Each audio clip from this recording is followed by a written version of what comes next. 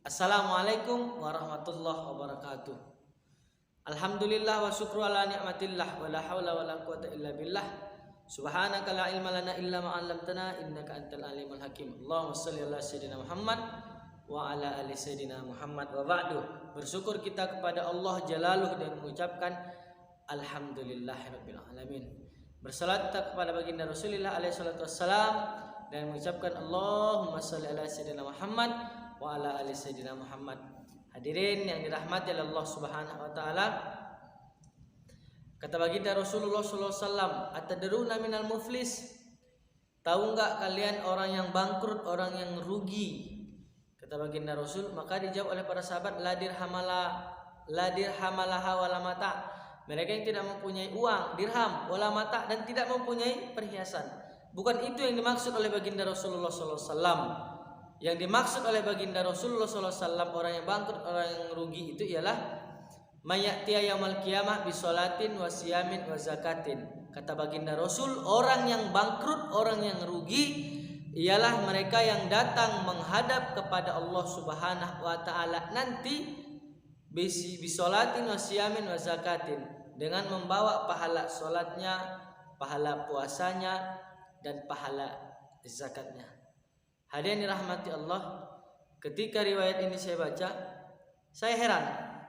Mungkin kita semua heran. Herannya kenapa? Kenapa orang yang membawa pahala solatnya, pahala puasanya, pahala zakatnya malah termasuk orang rugi yang dimaksud oleh baginda Rasulullah SAW? Kenapa demikian? Maka dijawab oleh baginda Rasulullah SAW, memang di satu sisi mereka membawa pahala solatnya, pahala puasanya, pahala zakatnya menghadap kepada Allah Subhanahu wa taala. Tapi sayang, beribu kali sayang, kata baginda Rasul, tanpa mereka sadari, ketika mereka sibuk membawa tiga pahala tadi, bahwa ada orang lain juga menghadap kepada Allah Subhanahu wa taala dengan membawa kesalahan-kesalahannya semasa hidup di muka bumi Allah Subhanahu wa taala, sehingga menghancurkan ketiga yang dibawanya menghadap kepada Allah Subhanahu wa taala tadi. Apa yang ketiga itu, hadirin berbahagia? Wa ya'ti qadasata mahaza.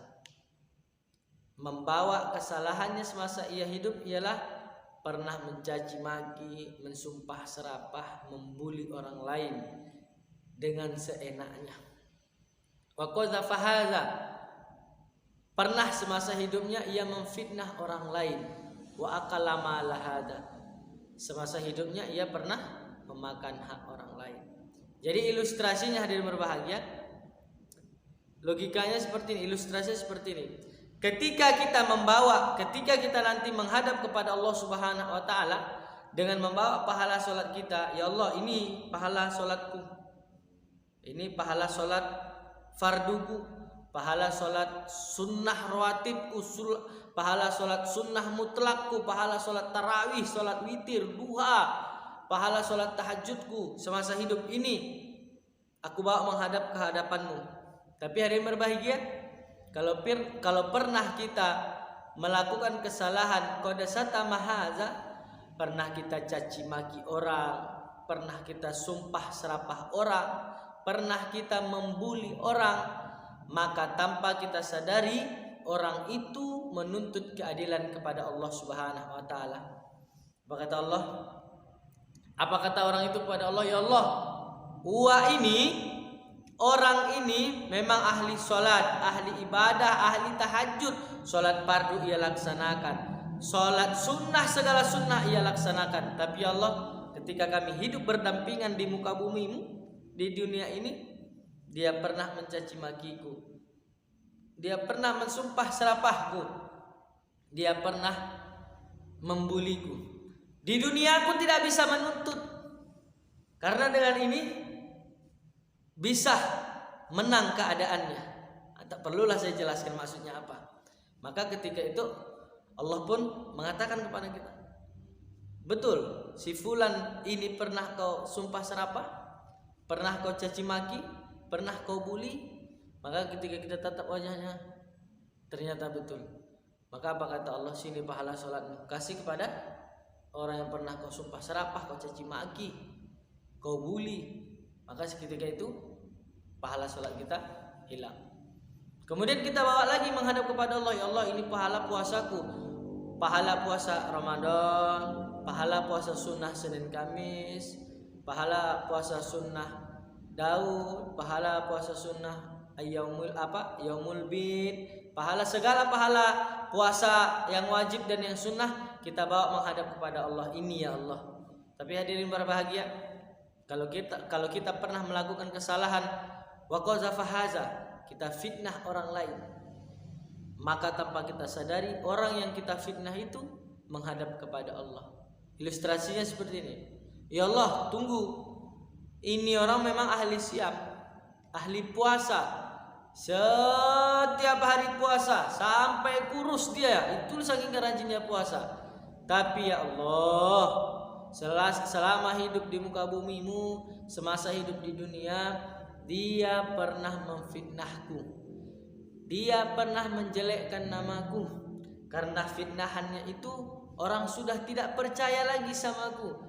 Karena fitnahannya itu aku dikeluarkan dari tempat kerjaku. Karena fitnahannya itu orang benci sama aku. Karena fitnahannya itu aku susah mencari kerjaan. Maka ketika itu Allah pun nanya kita lagi, betul orang ini pernah kau fitnah? Betul ya Allah. Kau jelekkan namanya? Betul ya Allah. Kau fitnah dia? Betul ya Allah. Kau fitnah saudaramu seagama karena untuk kekuasaan saja?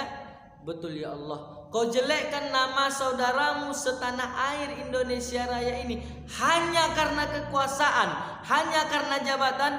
Betul ya Allah. Kalau itu pernah kau lakukan semasa hidup di dunia, sini pahala puasamu dikasih kepada orang yang pernah kita fitnah semasa hidup di muka bumi Allah Subhanahu wa taala. Habis. Lalu terakhir kita menghadap kepada Allah. Ya Allah, ini pahala zakatku.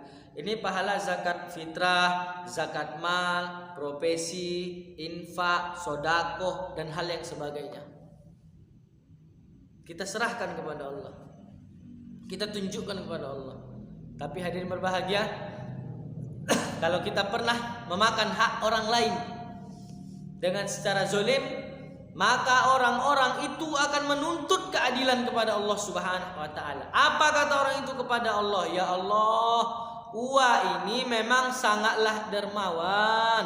Ya Allah, dia ini memang ahli sedekah. Setiap tahun ia tunaikan zakat fitrahnya, setiap bulan ia tunaikan zakat mal, setiap minggu zakat profesi, setiap hari berinfak bersedekah dia ya Allah. Tapi ketika kami hidup berdampingan di dunia, dia pernah memakan hakku dengan secara zalim. Dia pernah memakan hakku sebagai fakir miskin. Dia pernah memakan hakku sebagai anak yatim. Maka ketika itu ada yang berbahagia, Allah nanya, pernah kau makan hak orang ini? Pernah ya Allah. Pernah kau makan hak anak yatim? Pernah ya Allah. Pernah kau makan hak orang miskin? Pernah ya Allah. Pernah kau gelapkan uang pembangunan? Pernah ya Allah. Pernah kau menerima uang suapan? Pernah ya Allah. Segala berbentuk uang hak orang kita makan, maka pada saat itu orang itu akan menuntut keadilan kepada Allah. Maka ketika itu pernah kita lakukan semasa hidup di muka bumi Allah ini, maka Allah bilang, sini pahala zakatmu, kasih kepada orang yang pernah engkau makan haknya dengan secara zalim. Maka zakat kita pun habis, solat kita habis pahalanya, pahala zakat habis, pahala saum pun habis, puasa habis. Kalaulah pahala puasa kita dikasih kepada orang yang pernah kita fitnah, pahala solat kita dikasih kepada orang yang pernah kita sumpah serapah, pahala zakat kita dikasih kepada orang yang pernah kita makan haknya dengan secara zalim, semuanya dikasih kepada mereka qabla ilma alaih. Sedangkan yang menuntut masih banyak. Logikanya kayak gini, ilustrasinya seperti ini. Contoh, 60 pahala kita, 60 pahala solat kita, menuntut orang Ternyata yang menuntut itu ada 80 orang. Sedangkan pahala puasa kita, sholat kita itu 60. Yang menuntut 80. Apa nggak minus 20? Inilah yang dimaksud oleh baginda Rasulullah Sallallahu Alaihi Wasallam. Orang yang bangkrut itu ibaratkan pedagang, modal habis, tagihan hutang datang. Pahala habis, orang yang menuntut masih banyak menghadap kepada Allah Subhanahu Wa Taala. Orang pahala kita sudah habis, orang yang kita zolimi, orang yang kita fitnah, orang yang kita caci maki, sumpah serapah semasa hidup di muka bumi Allah ini masih banyak menuntut keadilan kepada Allah Subhanahu Wa Taala. Apa tidak rugi itu namanya? Itulah yang dimaksud oleh baginda Rasulullah Sallallahu Alaihi Wasallam, orang yang bangkrut, orang yang merugi di hadapan Allah Subhanahu Wa Taala nanti. Dan pada akhirnya kata baginda Rasul, summa turhiyatin nar, maka kita pun akan dilemparkan ke dalam nerakanya Allah Subhanahu Wa Taala. Oleh karenanya hadirin berbahagia, selama hidup di muka bumi ini hati-hati. Hati-hati masalah hablum minan nas.